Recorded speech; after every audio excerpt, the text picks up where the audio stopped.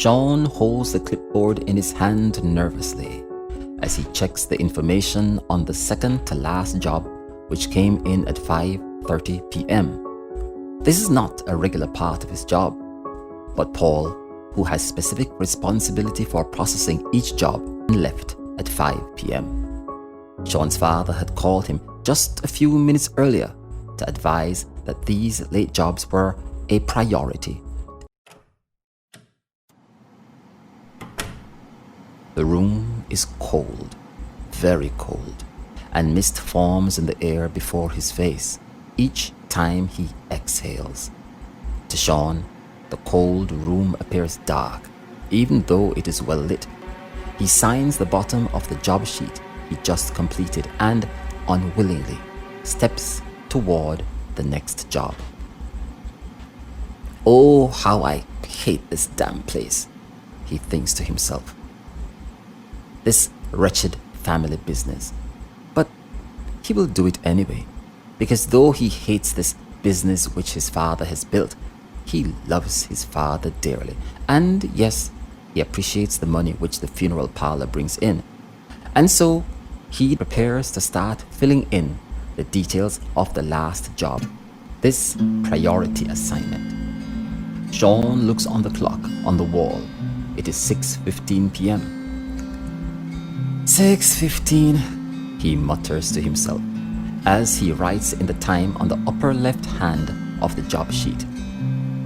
Okay, let's see if I can wrap this thing up quickly and get out of this awful place, he says, then begins filling out the job description details.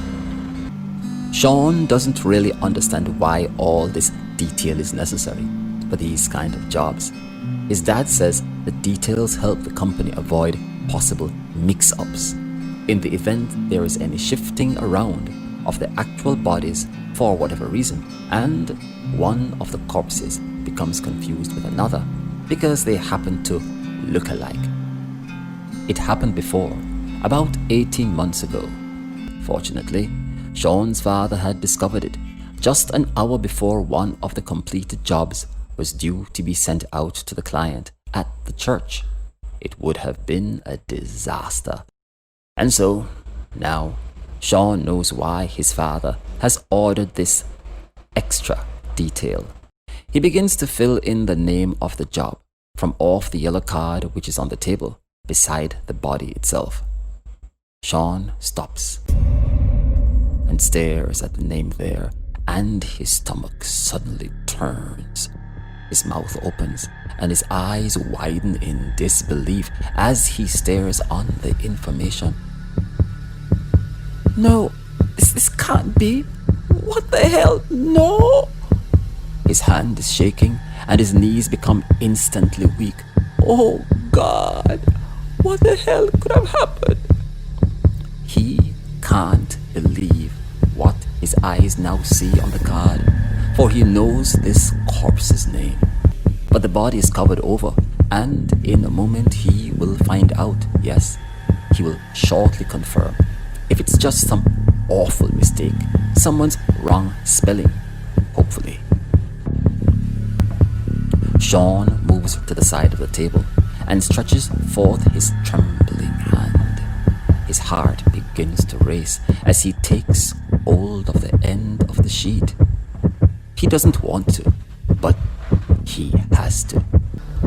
His left hand clutches his clipboard to his chest as, with the right, he slowly begins to pull back the sheet. He can hear his own heartbeat, struggles to calm his nerves, but his fear has flooded through his veins. And now as he uncovers the hidden, he looks down at the face of the person on the cold table. Sean can't believe his eyes.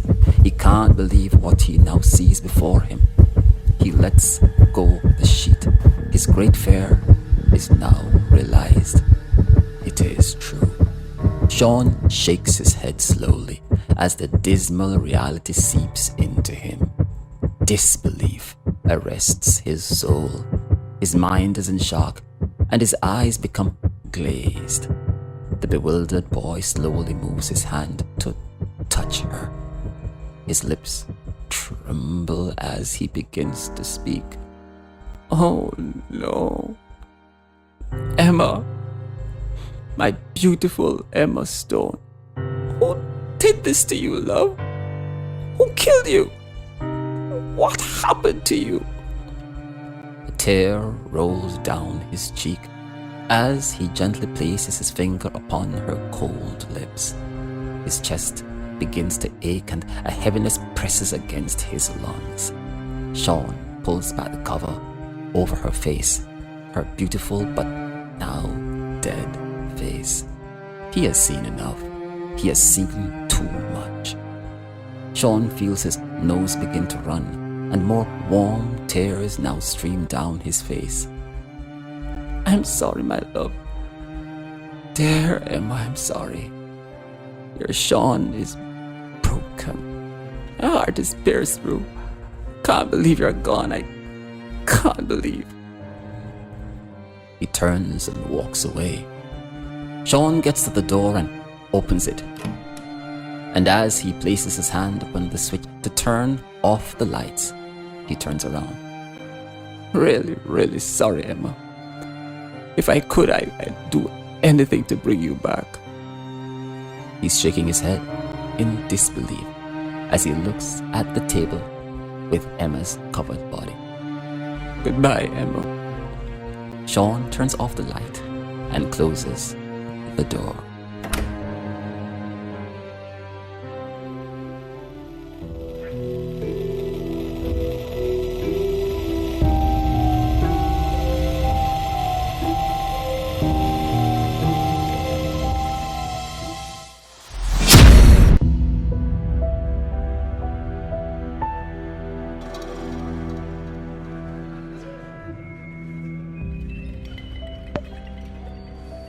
Join us again for the next unfolding episode in this supernatural thriller story series, Loved by the Undead.